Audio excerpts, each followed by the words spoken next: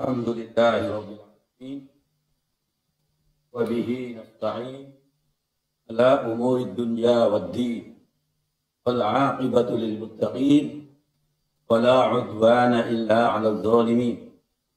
Asyhadu an la ilaha illallah wahdahu la syarika lah wa asyhadu anna Muhammadan 'abduhu wa rasuluh.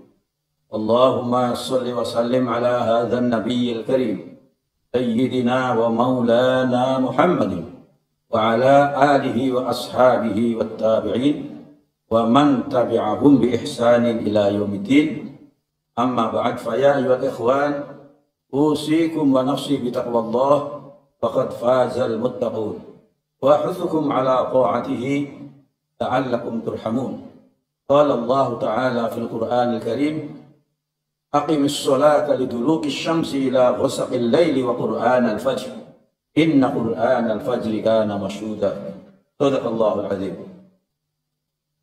Bapak-bapak, saudara-saudara, para jamaah yang kami muliakan, perkembangan dan penyebaran agama Islam di Nusantara ini merupakan salah satu pengembangan dakwah yang serupa dengan pengembangan Islam di kota Madinah, dari Mekah ke Madinah, yaitu pengembangan Islam yang dikembangkan dengan sikap sangat toleran, dengan akhlak yang luhur, dengan budi pekerti yang mulia. Nah, kalau kita melihat dalam perkembangan dakwah di Nusantara ini, kita jumpai yang pertama adalah penyebaran Islam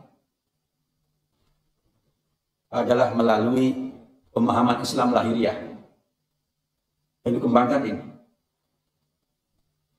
Nampaknya cara ini tidak berkembang secara signifikan.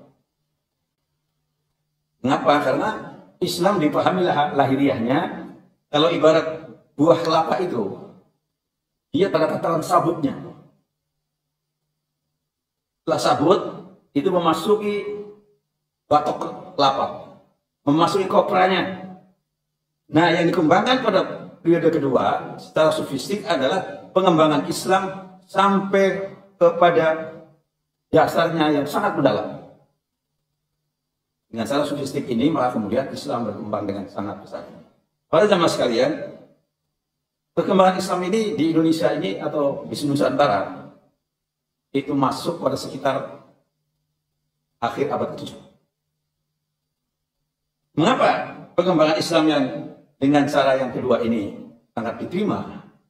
Karena para wali dan para ulama dulu mengembangkan Islam dengan sangat toleran, mengemukakan akhlak yang luhur, budi pekerti yang baik, mengadopsi adat dan budaya setempat yang tidak bertentangan dengan ajaran Islam, dan mengembangkan kearifan lokal.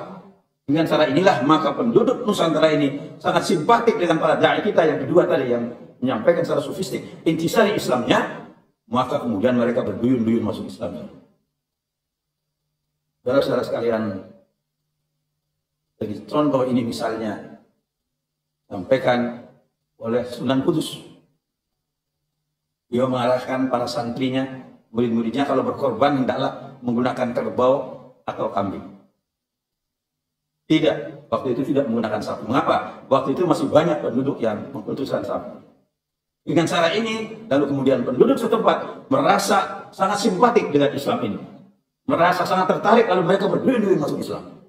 Nah, kemudian bagaimana kelompok yang kedua ini mengembangkan Islam dengan cara yang simpatik, dengan cara yang mudah, lalu kemudian Islam berkembang sangat pesat sekali.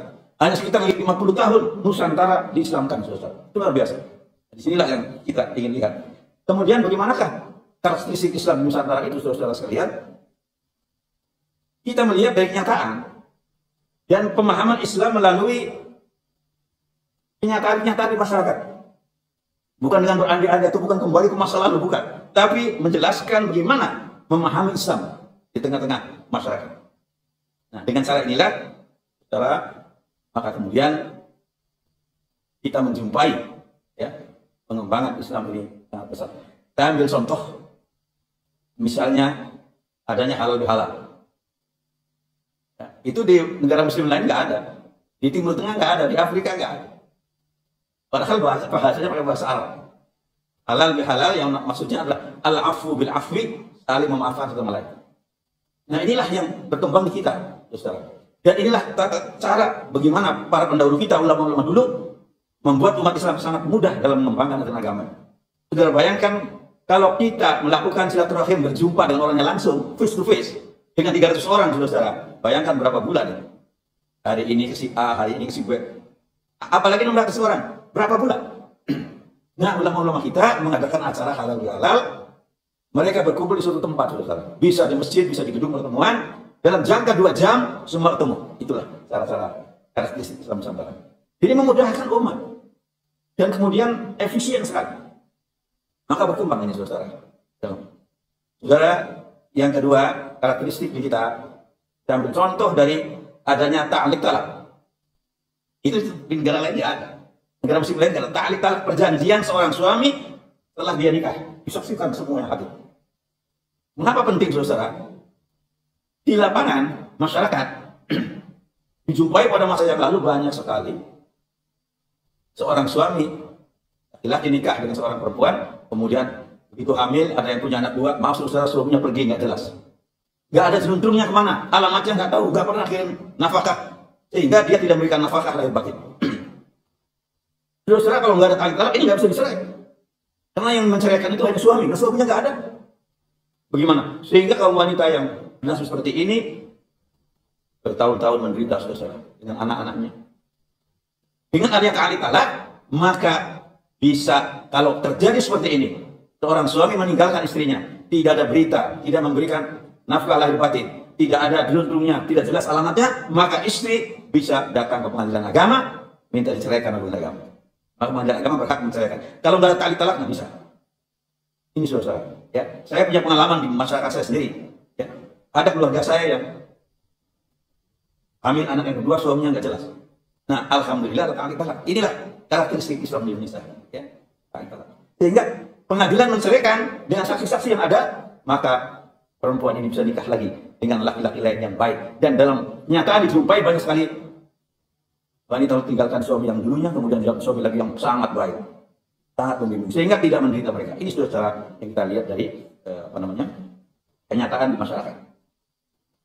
Kemudian saudara sekalian, kita mengenal juga misalnya ada lebaran ketupat. Bagaimana ulama-ulama kita dulu membimbing kita, saudara, supaya setelah selesai Ramadan, jangan kemudian kita berhura-hura, berfoya-foya, enggak. Ada puasa 6 hari, Nabi bimbing. Maka ulama membimbing kita dengan puasa 6 hari di bulan Syawal, itu hadisnya jelas, sahih. Ya. Nah, dengan cara itu, maka di bulan Syawal awal kita tidak terjebak dalam makan berlebihan, enggak, kembali biasa dengan puasa 6 hari, lalu ada disebut dengan lebaran Syawal pada tanggal 7 Syawal. Inilah saudara kenyataan dari Islam di Nusantara. Saudara, mengenai bagaimana dakwah yang dikembangkan para wali tadi, benar-benar mengikuti tuntunan Rasulullah. Rasulullah SAW pernah ditanya seorang sahabatnya, "Ya Rasulullah, kulli fil Islami qawlan, la as'alu anhu ahadan ghairak." Wahai Rasulullah, ajarkan kepada aku satu ucapan saja yang menggambarkan seluruh ajaran Islam, yang aku tidak akan lagi bertanya pada orang lain selain padamu. Para jamaah, sahabat ini hebat sekali. Dia minta dari Nabi satu ucapan tapi mencakup seluruh Islam dari berbagai aspeknya. Nabi nggak jawab panjang lebar. Nabi jawab singkat sekali. Kata Nabi, "Qul amantu billah tsumma astaqim." Katakanlah aku beriman pada Allah, kemudian berlaku jujurlah kamu. Cuma 2 saudara ajaran Islam itu. Pokoknya, dasarnya. Yang pertama iman, yang kedua jujur. Ini sangat mudah. Maka Nabi nyatakan, ad-dinu yusrun, agama itu mudah. Walan syaddad dina illa ghalabahu. Tidak ada orang yang memberat-beratkan agama kecuali dia sendiri yang bakal kewalahan. Enggak boleh. Ini saudara, contoh bagaimana Rasulullah mengembangkan. Kemudian saudara sekalian, kita melihat lagi kenyataan ketika Rasulullah melantik Mu'adz bin Jabal dan Abu Musa al-Asy'ari sebagai gubernur di Yaman. Beliau berpesan pada keduanya. Kata Nabi, yassiru wa la tu'assiru. Ada 3 pesan. Permudahlah oleh kamu berdua, jangan kamu persulit.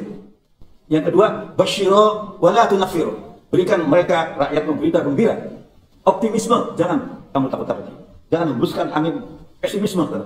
Yang ketiga, ijtami'a wa la takhtalifa. Bersemangatlah kamu berdua dan jangan bersaing senjata. Saudara-saudara, cara inilah yang dikembangkan para wali mengislamkan Nusantara.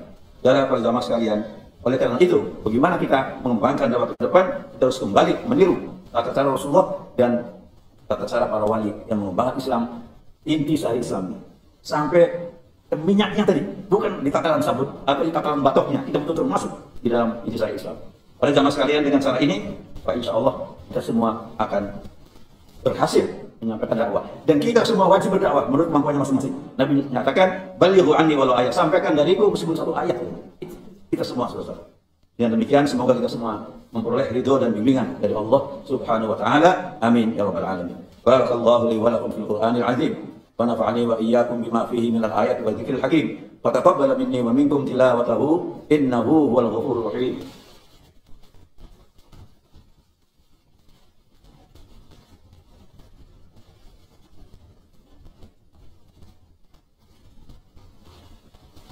Alhamdulillahilladzi hadana li hadza wa ma kunna linahtadiya laula an hadana Allah. Asyhadu an la ilaha illallah wahdahu la syarika lahu wa asyhadu anna Muhammadan abduhu wa rasuluh. Allahumma shalli wa sallim ala hadzal nabiyyil amin sayyidina wa maulana Muhammadin wa ala alihi wa ashabihi wat tabi'in wa man tabi'ahum bi ihsanin ila yaumiddin. Amma ba'd, fa ya ayyuhalladzina amanu ittaqullaha haqqa tuqatih wa la tamutunna illa wa antum muslimun. Qala Allah ta'ala fil Qur'anil Karim, ya ayyuhan nasu u'budu rabbakum alladzi khalaqakum wal ladzina min qablikum la'allakum tattaqun. Wa qala an-nabiy sallallahu alaihi wasallam, ittaqillaha haitsu ma kunta wa atbi'is sayyi'ata al-hasanata tamhuha wa khaliqin nasa bi khuluqin hasanin. Shadaqallahul azim wa shadaqa rasulun nabiyul karim.